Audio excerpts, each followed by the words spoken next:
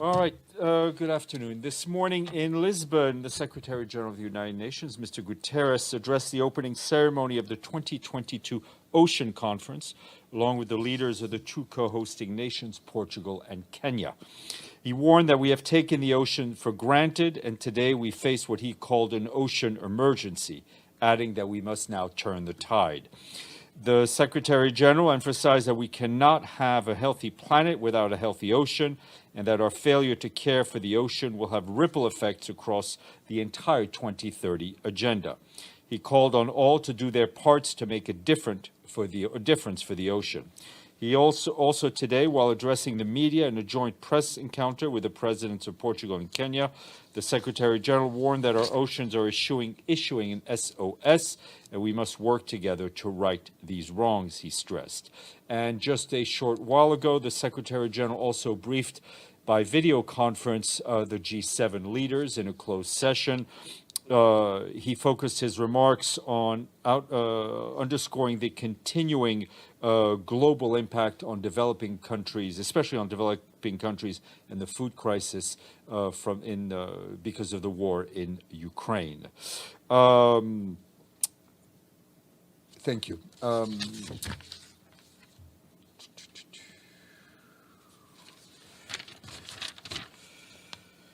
Great, and also a little bit of more ocean-related conference, but news more for TMZ. Movie star and activist Jason Momoa, who is also in Portugal for the conference, was designated as the UN Environment Programme's advocate for life below water.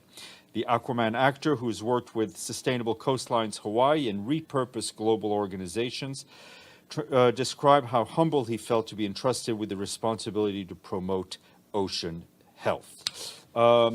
And another appointment, though this one not for TMZ, the Secretary General appointed today Judge Graciela Susana Gatti Santana of Uruguay as president of the International Residual Mechanism for Criminal Tribunals for a term of commencing on July 1st, 2022. The decision was made after consulting the president of the Security Council and the judges on the mechanism. The Secretary General is grateful for Judge Carmel Agius for his service as the president of the mechanism from the 19th of January 2019 to 30th June 2022.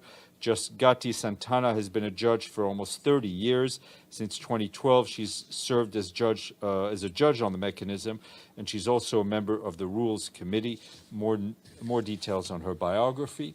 Our Deputy Secretary General, Mina Mohamed, is now in Paris, in France, where she will attend the pre-summit of the Transforming Education Summit, which is a precursor to the meetings that will take place in September here. On Saturday in Kigali, the Deputy Secretary General had a meeting with President of Rwanda, Paul Kagame, as well as a meeting with the President of Nigeria, President Buhari, during which she provided updates of the work on the Global Crisis Response Group on Food, Energy, and Finance. She also discussed efforts to advance durable peace and sustainable development on the African continent. Yesterday, the Deputy Secretary General also met with the Minister of Foreign Affairs of Tanzania, Liberata Mulamula, and flew to France in the evening.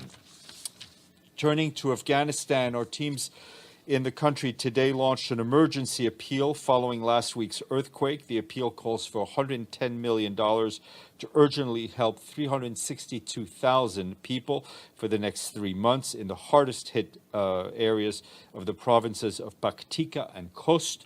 This new appeal is part of this year's humanitarian response plan, which calls for $4.4 billion, but it is massively underfunded. It's just over 1/3. We and our partners are borrowing supplies, personnel, and resources from other humanitarian programs. Last Friday, the Emergency Relief Coordinator, Martin Griffiths, announced the release of $10 million from the Central Emergency Response Fund to help support the initial phases of our assistance to people in Afghanistan. For his part, our humanitarian relief coordinator in the country, Ramiz Alakbarov, visited the areas impacted by the quake and urged the international community to dig deep at this time as the population confronts yet another emergency. And I just want to give you an example of a crisis we talk about here almost on a daily basis, which remains critically underfunded when compared to the needs of the people. In the Sahel, we have called for $3.8 billion to respond to the needs of people in Burkina Faso, Cameroon, Chad, Mali, Niger, and Nigeria. Midway through the year, the appeal is only 15% funded. Last month, the head of the Humanitarian Affairs Department, Martin Griffiths, released $30 million from our Central Emergency Response Fund to scale up the response in the Sahel. This brings the total amount from SURF to the Sahel response to almost $100 million until the start of this year. And frankly, these emergency funds are meant to use to kickstart responses, not to replace donations. In the Sahel region, more than 30 million men, women, and children need life-saving assistance and protection. This is almost 2 million people more than just a year ago. Between June and August of this year, more than 18.6 million people, that's 15% of all people in the Sahel, are expected to experience severe food insecurity. That includes 2.1 million people experiencing emergency levels of food insecurity. Armed conflict is driving humanitarian needs, and more than 6.3 million people, which is a record, have been forced to flee their homes in the region. Climate, as you know, is also a factor driving humanitarian needs there. Temperatures in the Sahel are rising 1.5 times faster than the global average. The number of floods and other extreme weather events has nearly doubled between 2015 and this year. And staying in the region, but just time focused on Mali and our peacekeeping colleagues, they are telling us that the mission is taking steps to improve security in 2 key locations that have come under attack recently from armed terrorist groups. On Saturday, the mission deployed a human rights team and set up a temporary peacekeeping base in Diala Sagou in the Bandiagara region to help deter violence against communities. In a separate mission, has also just returned from the village of Djebok in the Gao region, where dozens of civilians were killed and many vulnerable families were displaced during a series of terror attacks. The peacekeeping delegation met with the village chief and remaining community members to discuss ways to prevent further violence and particularly to respond to the increased use of improvised explosive devices. Following the visit, the mission is developing a plan to strengthen security and advocate for increased humanitarian assistance. Also staying on the need for humanitarian assistance, this time in the Horn of Africa, the Food and Agriculture Organization is appealing for $172 million to help avert a famine in the Horn of Africa. FAO revised its rapid response and mitigation plan, which focuses on 4 drought epicenters across the region. That's Djibouti, Ethiopia, Kenya, and Somalia. The time frame for these new plans has been extended from June to December of this year with the aim of preventing deterioration in food security conditions in the region, saving the livelihoods and therefore the lives of almost 5 million rural people across the 4 countries. FAO and its partners are advocating for urgent interventions that include unconditional cash transfers to enable drought-affected households to cover basic expenditures on food, health, and shelter, lively packages containing animal feed, vaccines, seeds, tools, restoring waterholes, as well as training on good agricultural practices and nutrition. And in nearby Sudan, our humanitarian colleagues are telling us that conflict has driven more than 67,000 people from their homes this month alone. We and our partners are helping 33,000 people in West Darfur who have been impacted by the violence. In the area of Kulbus in West Darfur, 25 villages were burnt and looted. Many families are living out in the open and have lost their livestock and food supplies. In other villages, dozens of children reportedly missing, with 5 having been killed in clashes. The UN Office for the Coordination of Humanitarian Affairs also recently led assessment mission to Saraf Omra and As-Seraf regions of North Darfur to see how we can help some 19,000 people who are newly displaced.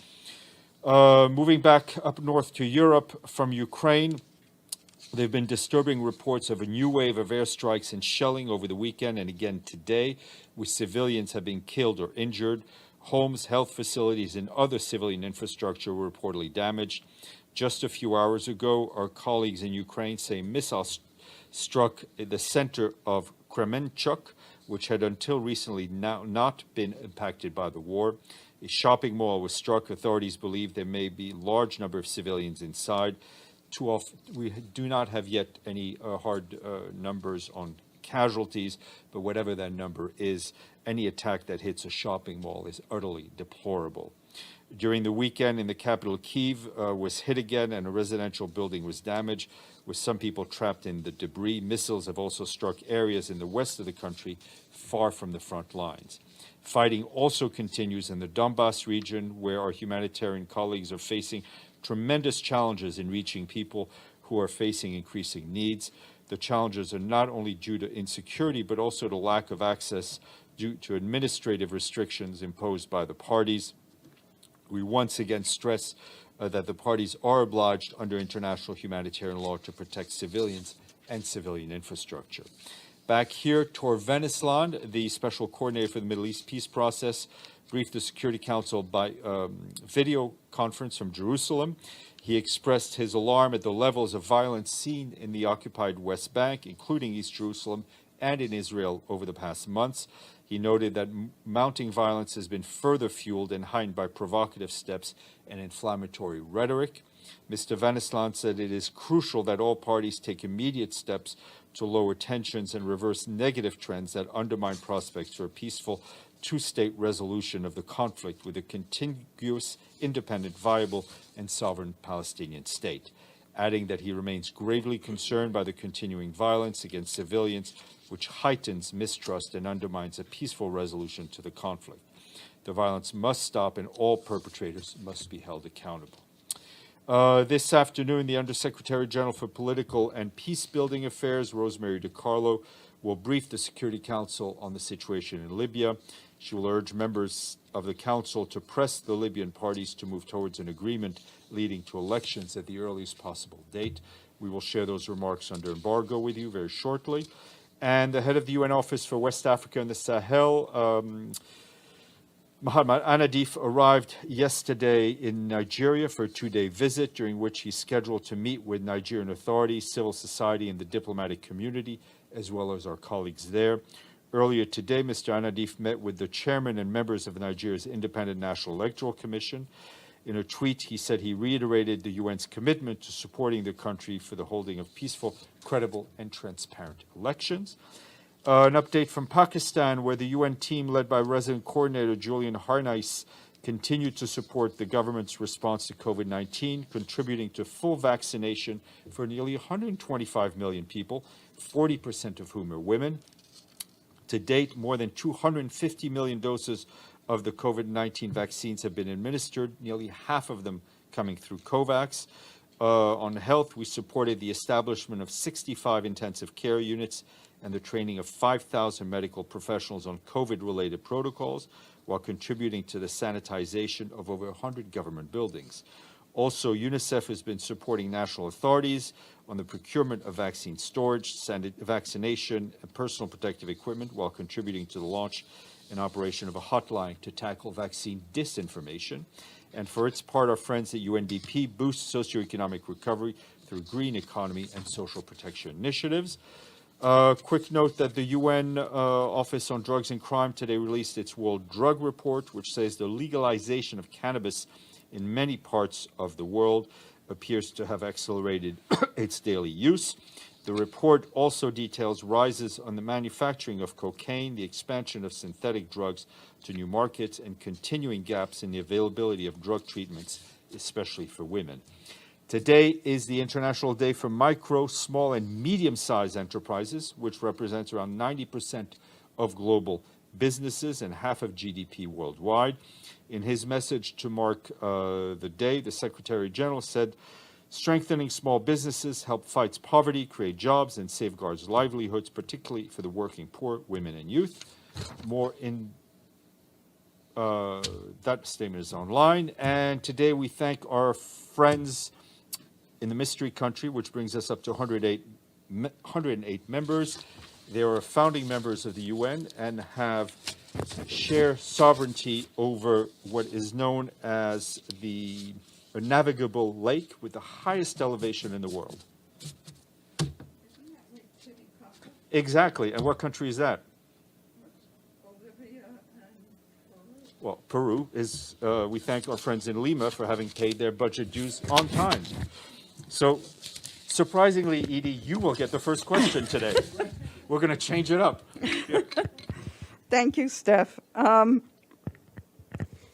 You mentioned that the Secretary General briefed the G7 by video on the issue of food security in the developing world. Did he give the G7 members an update on his efforts to get Ukrainian wheat moving from Odessa and Russian wheat and fertilizer moving from Russia? Yes, he did give them an update, and you'll be happy to know that I think the update he gave them is the same update he would have given you, which is that the talks are ongoing to reach that goal of the package deal. And another question. There was a serious incident between Morocco and Spain where a significant number of migrants were killed and injured trying to get into Spain. Does the Secretary General have any comment? We very much deplore this tragic incident and the loss of life. And I think it also is just yet another reminder of why we need well-managed global migration routes involving countries of origin, destination, and transit. And I believe our colleagues at UNHCR and IOM have also expressed themselves. Okay. Yes, Betul.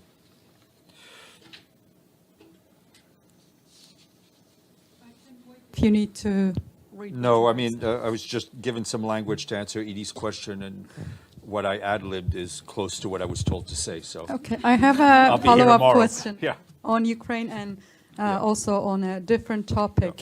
Ukrainian President Zelensky said that Russia carried out airstrikes on a shopping mall with more than 1,000 people inside, and reportedly some people were killed. Any reaction to that? And are you concerned that these intense fighting will endanger the grain export deal?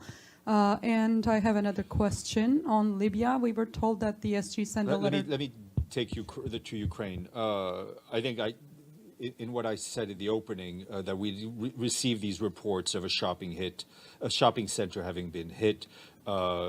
We don't have any numbers on casualties yet, but it is deplorable, to say the least. Any sort of civilian infrastructure, which includes obviously shopping malls and civilians, should never, ever be targeted. We're obviously concerned about the intensifying fighting that we have seen. We're concerned for the civilians who are being put at risk and who are being killed and wounded. We very much hope that despite what is going on today, the talks will continue and we will reach an agreement. On Libya. On Libya, we were told that the SG sent a letter to the Security Council last week proposing former Algerian foreign minister as his new envoy to Libya. And also we were told that a member of the Security Council is opposing the SG's proposal. Does he have any other names or plan B? And what reaction did he get from the Security Council to his proposal? I mean, the fact that we have yet to be able to announce a name for special representatives, I think, just underscores the difficulty in getting agreement from council members on a name.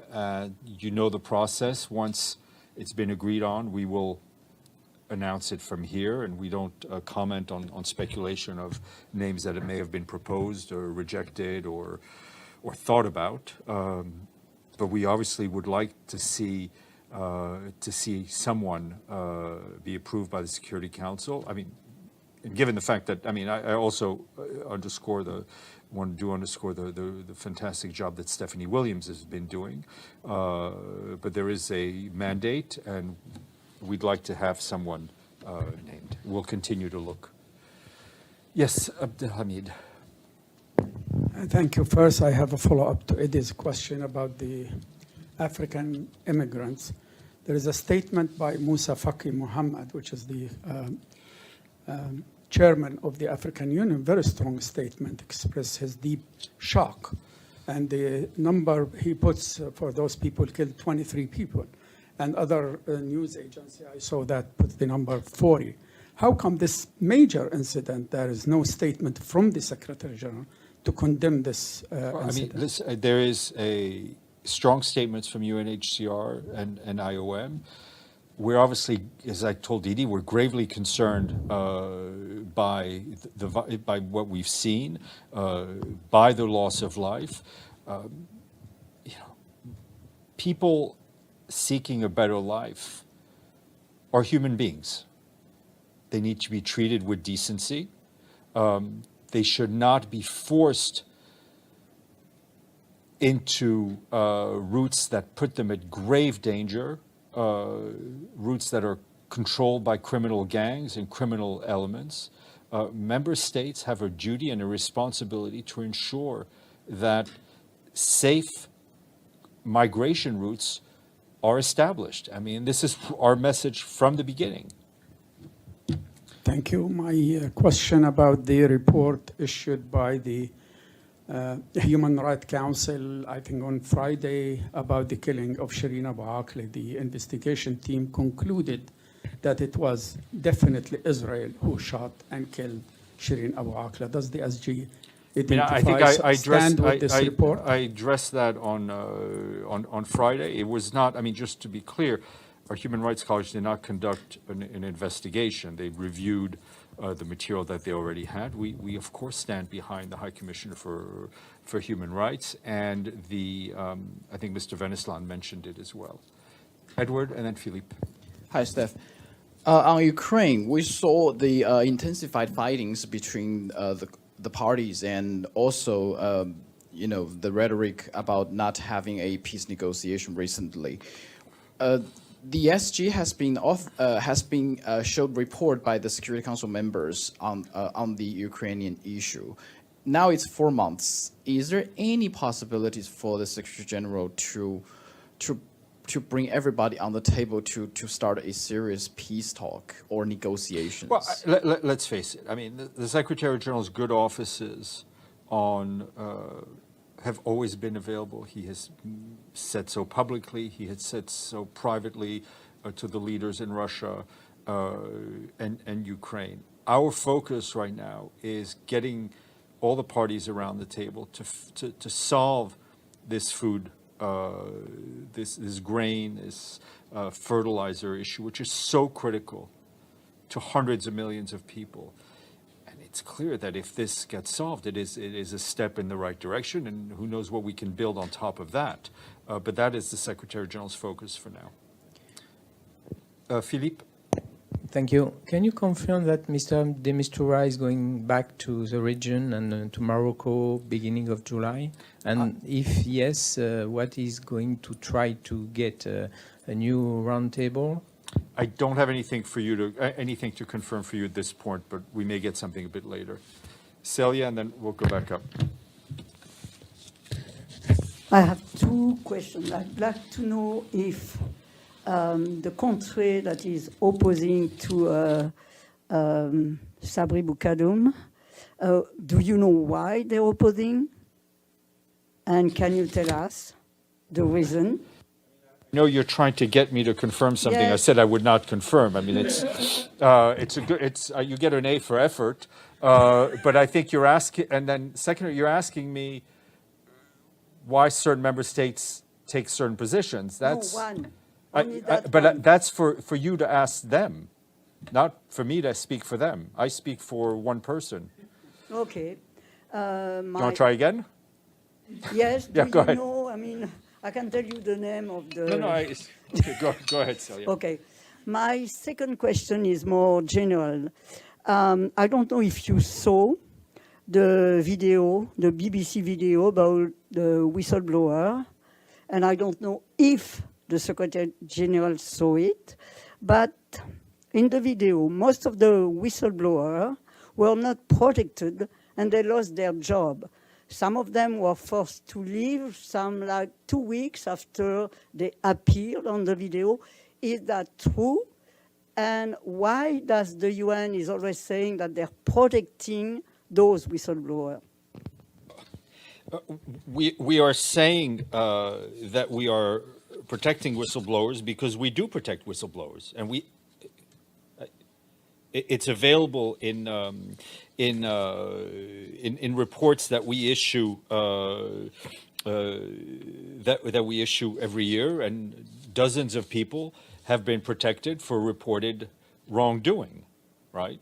The fact that in this video, these people claim, I think 2 of them claim that they were... More than... Let me just finish, please. Yeah. 2 of them claim that they were fired or let go for participating in this documentary is utterly false. Okay? I'm not at liberty to start to talk about people's personal cases. But ever since he came into office, and frankly, it was one of the messages he gave on his first day to his senior officials, the Secretary General called for strengthening of the whistleblower policy. It is being strengthened twice since he came into office. Our colleagues in the ethics office put out reports. I mean, there's so much information out there that people should actually make the effort to find it. There are dozens of people who have been protected for reported wrongdoing. These 2 people were not let go for speaking to the BBC, and that is clear. Yes, madam.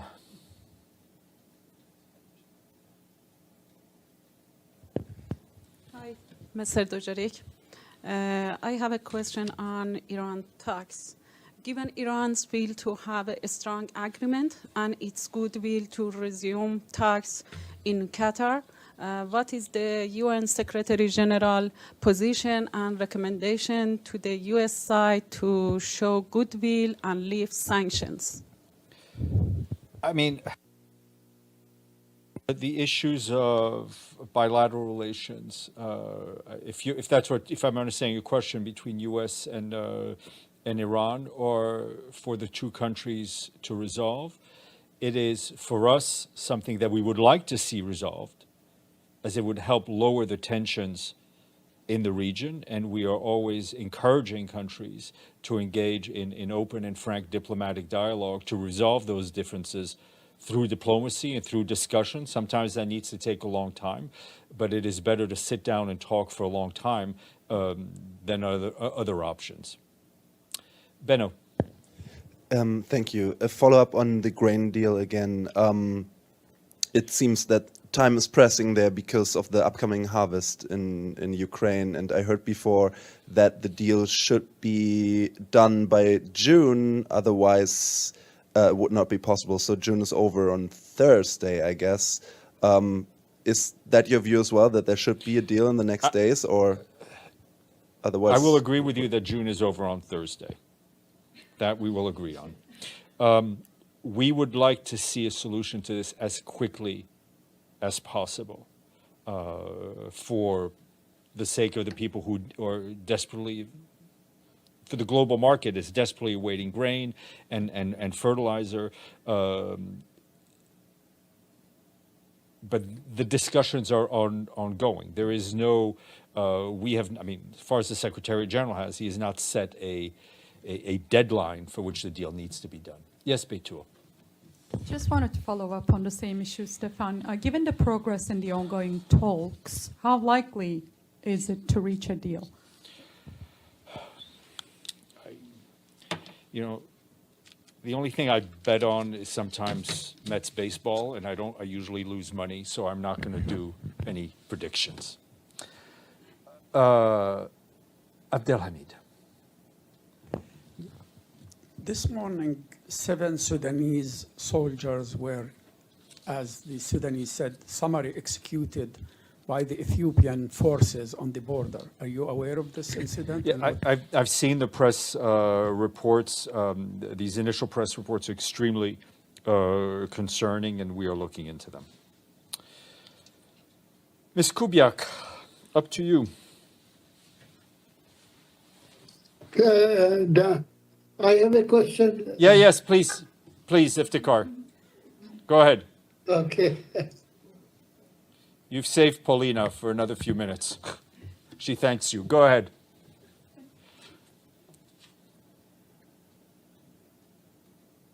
Iftikhar, you're mute. I can't hear you. No, I cannot hear you, Iftikhar. Okay. Do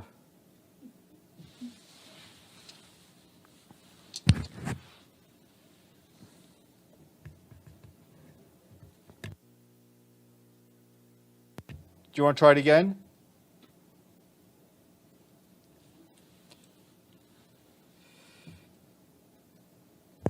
Okay, so I'll just ask another question. Okay. Sorry. Yeah.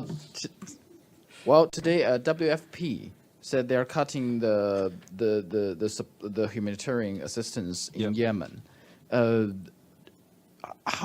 What's the impact of this cut, and what the general what would be the Secretary General's position? The impact is less food for people who need it. That's the impact, right? I mean, and this is, what words are we supposed to use? Heartbreaking, deplorable? I mean- it's because of lack of funding. Is this also impacted because of the Ukrainian crisis? I mean, everything is interlinked one way or another. We're seeing across the board our humanitarian appeals underfunded, save for a few, including Ukraine being one of them. But we know there's money out there, and we would hope that member states are generous across the board. All right, we're going to try Iftikhar one more time. Otherwise, go ahead, Iftikhar. Let's try it again. Okay, it's not working. Let's just email me your question, and I will. Go ahead, Evelyn. Okay. Go ahead. Hold on, Evelyn. Hold on. Right. Iftikhar's there. Okay. Hello, yes? Yes, go ahead. Go ahead. Can you hear me now? Yes, yes, yes. In your opening remarks, Steph, you said that the deputy humanitarian coordinator in Kabul has called for international community to dig deep. But what has been the response to the appeal already made for $15 million? I think that is also underfunded. We will try to get you the exact numbers of where the appeal for Pakistan stands. Evelyn? Of Afghanistan, I'm sorry, Iftikhar. Go ahead, Evelyn. Okay, happy Monday, Stefan. Can you hear me? Yes, ma'am. Okay, good. On the G7, did any country or anyone offer to assist the United Nations in these negotiations on moving grain out of the port of Odessa? Or did they just leave it to the UN to do it alone and complement it? Well, I mean, as you know, this is not an issue that the Secretary General himself alone can solve. He initiated this plan, but obviously our colleagues, whether it's Martin Griffiths or Rebecca Greenspan, have traveled to Moscow, to Brussels, to Washington, to Kyiv, to Istanbul, Ankara. It is we hope that every member state who can play a positive role in helping close this deal will do so. Paulina, you've run out of lifelines. Let's go. Thank you.